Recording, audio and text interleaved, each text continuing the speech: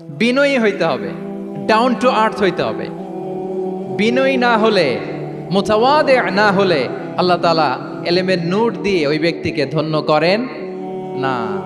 বিনয়ী হইতে হবে।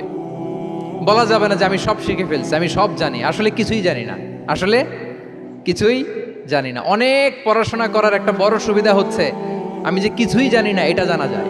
যারা অনেক পড়াশোনা করে, গভীর জ্ঞান অর্জন করে, অনেক পড়াশোনা করার একটা বড় ফায়দা হচ্ছে যে এটা জানা যায় সব শেষে যে আমি কিছুই জানি না। আবুন নাওয়াস একটা চমৎকার কবিতা লিখেছেন। উনি বলেছেন, ফাকুল্লি মা ইয়াদদাই ফিল ইলমি ফালসাফাতান হাফিজতা শাইআন ওয়া গাবাত আনকা আশিয়াউ।